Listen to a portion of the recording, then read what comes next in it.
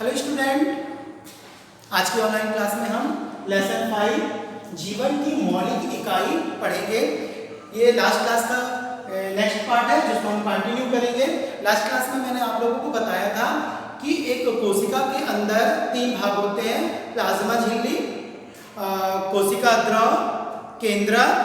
कोशिका द्रव में पाया जाता है कोशिका अंग। किसी भी कोशिका के कोशिका द्रव में यानी साइटोप्लाज्म में पाए जाने वाले अंगों को कोशिका अंग कहते हैं। ये कोशिका अंग निम्न होते हैं। देखिए क्या क्या पाया जाता है। तो कोशिका अंग में सबसे पहले माइटोकॉन्ड्रिया,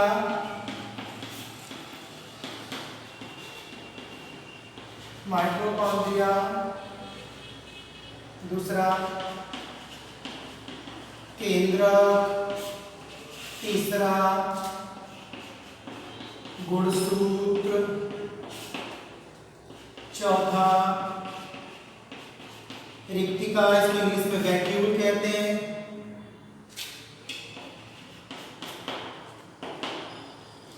पांचवा राइबोसोम, इसको इंग्लिश में राइबोसोम भी कहते हैं।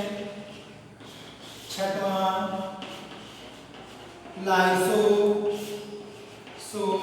इसे भी लाइसोसोम भी कहते हैं। सातवां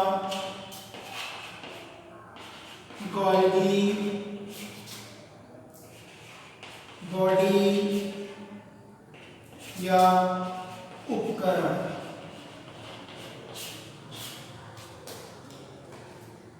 तो कोशिका के अंदर बहुत सारी कोशिकाएं पाई जाती हैं, जैसे कि माइटोकॉन्ड्रिया, केंद्रक, गुणसूत्र, रिक्तिका, राइबोसोम, लाइसोसोम, गोल्गी, बॉडी आदि।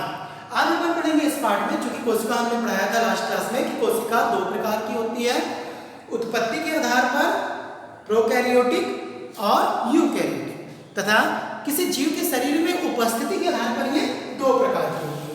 तो मैंने आप लोगों को बताया था कि कोशिका 2 प्रकार उपस्थिति के आधार में, अगर पहला पादप कोशिका और दूसरा है जंतु कोशिका। तो ये आज की क्लास में हम जंतु कोशिका के बारे में पढ़ेंगे। जंतु कोशिका, एनिमल सेल।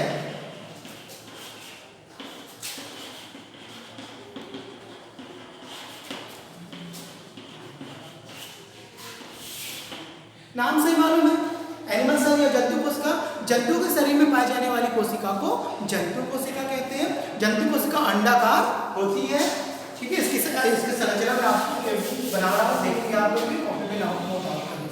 जंतु कोशिका अंडाकार होती है, इसके मध्य में केंद्रक होता है, केंद्रक के अंदर गुणसूत्र होता है, ठीक है। तो जंतु कोशिका कैसी होती है? अंडाकार होती है। जंतु कोशिका की सबसे बाहरी परत को हम क्या कहते हैं? प्लाज्मा झिल्ली, इंग्लिश में प्लाज्मा। फिर इसमें तस्तरी के समान या क्षणदायी आकृति पाई जाती है, जिसको कहते हैं माइटोकॉन्ड्रिया।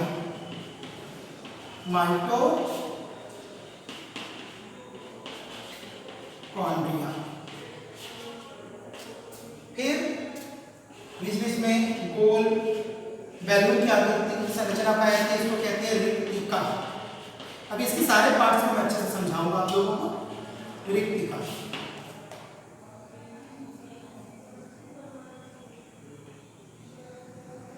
फिर इसमें ऑयल ड्रॉप की तरह राइबोसोम पाया जाता है, राइबोसोम।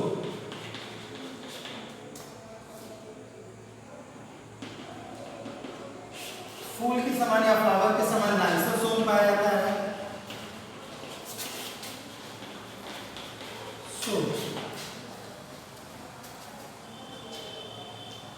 नलिकाकार आकृति होती है, जिसको हम गोल्गी बॉडी कहते हैं।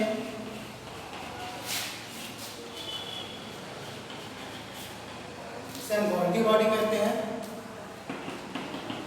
इसके अंदर भरे हुए तरल जीवित द्रव को हम लास्ट क्लास में पढ़े हैं कोशिका द्रव कहते हैं। ये जो जीव द्रव डॉट डॉट से मैंने बनाया है, ये क्या है? इसका कोशिका द्रव।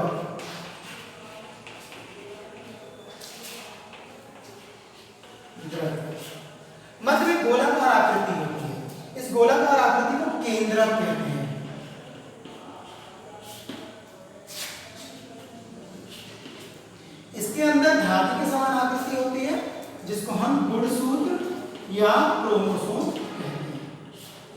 ठीक है, तो जंतु कोशिका अंडाकार होती है। जंतु कोशिका का सबसे बाहरी परत को हम प्लाज्मा झिल्ली कहते हैं। फिर इसमें तस्तरी के समान प्लेट की आकृति की या छड़ की आकृति की संरचना पाई जाती है, इसको माइटोकॉन्ड्रिया कहते हैं। इसमें बड़े बड़े बैलून की जैसे आकृति होती है, इसको रिक्तिका कहते हैं। और इसमें ऑयल ड्रॉप की तरह आकृति दिखाई देती है, इसको राइबोसोम्स कहते हैं। फ्लावर लाइक संरचना इसमें होती है, इसको लाइसोसोम कहते हैं। केंद्र के पास नलिकाकार आकृति होती है, इसको गोल्गी बॉडी कहते हैं। कोशिका के अंदर भरे हुए तरल द्रव को हम कोशिका द्रव कहते हैं। और कोशिका के एकदम मध्य में पाया जाता है केंद्रक, और केंद्रक के अंदर होता है गुणसूत्र। मैंने लास्ट क्लास में बताया था आपको कि केंद्रक कोशिका की खोज किसने की थी? रॉबर्ट हुक ने। और इस केंद्रक की खोज किसने की है? रॉबर्ट ब्राउन ने। अब पर्टिकुलर एक पॉइंट को अपन पढ़ेंगे, माइटोकॉन्ड्रिया। कोशिका में माइटोकॉन्ड्रिया क्या काम करती है? तो ये हमारे भोजन का ऑक्सीकरण करके ऊर्जा उत्पन्न करती है। क्योंकि हमारे शरीर में ऊर्जा कहाँ बन रही है बच्चों? माइटोकॉन्ड्रिया में। इसलिए हम माइटोकॉन्ड्रिया को ऊर्जा गृह या कोशिका का पावर हाउस भी कहते हैं। प्लाज्मा झिल्ली का क्या काम है? प्लाज्मा झिल्ली कोशिका को चारों तरफ से घेरे रहती है और ये पदार्थों को अंदर से बाहर आने जाने में मदद करती है। थर्ड पॉइंट है रिक्तिका। रिक्तिका का क्या काम है?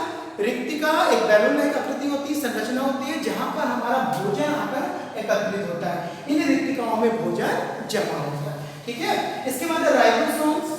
राइबोसोम का क्या काम है? तो राइबोसोम को प्रोटीन फैक्ट्री कहते हैं।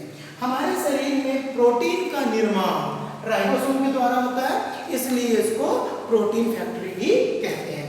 लाइसोसोम्स, लाइसोसोम में पाचक एंजाइम्स पाए जाते हैं जो कि भोजन के पाचन में मदद करते हैं। तो लाइसोसोम का काम होता है पाचन में मदद करना। लेकिन एक पॉइंट नोट करेंगे आप लोग कि लाइसोसोम का जो पाचक एंजाइम्स होता है वो कभी कभी लाइसोसोम को ही डाइजेस्ट कर देता है, उसको पचा देता है, जिससे कि कारण लाइसोसोम नष्ट हो जाती है। इस कंडीशन को कहते हैं लाइसोसोम का आत्महत्या होना। तो इसका क्वेश्चन आता है कि लाइसोसोम को आत्महत्या की थैली क्यों कहते हैं? तो आप बोलेंगे कि लाइसोसोम में क्या पाया जाता है? पाचक एंजाइम्स पाया जाता है। वो पाचक एंजाइम कभी कभी क्या करता है?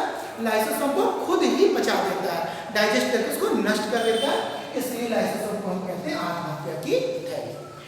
केंद्र के बाजू में पाया जाता है गोल्गी बॉडी या गोल्गी उपकरण। गोल्गी नामक वैज्ञानिक ने इसको खोजा था, इसलिए इसके नाम पर इसको गोल्गी बॉडी या गोल्गी उपकरण कहते हैं। ये एक चिपचिपा या लिक्विड मटेरियल सीक्रेट करता है, जिसके कारण जीव द्रव लिक्विड रहता है, गीला रहता है या तरल रहता है। फिर इसके अंदर भरे हुए तरल जीवित द्रव को हम कोशिका द्रव कहते हैं, जिसके कारण ये कोशिका जीवित रहती है। नेक्स्ट पॉइंट है केंद्र। किसी भी कोशिका के एकदम मध्य के बीच के गोलाकार भाग को हम केंद्र कहते हैं। केंद्र का काम क्या होता है? केंद्र कोशिका के अंदर की सारी क्रियाओं को नियंत्रित करता है, उसमें संतुलन बनाता है। इसलिए केंद्र को हम क्या कहते हैं? नियंत्रण कक्ष या कंट्रोल रूम। केंद्र के अंदर पाए जाते हैं धागे की आकृति की संरचना होती है, उसको गुणसूत्र कहते हैं। नाम से मालूम, गुणसूत्र ऐसा सूत्र या धागा जिसमें उस कोशिका या उस जीव के सारे गुण उपस्थित होते हैं। इसी गुणसूत्र के द्वारा जीव अपने गुणों को अपने आने वाली पीढ़ी में या अपने संतानों में पहुंचाने का काम करते हैं। ठीक है बच्चों, तो आज की क्लास यहीं पे रहती है। आप कमेंट करिए कैसा आपको लगा, सब्सक्राइब कीजिए। Thank you.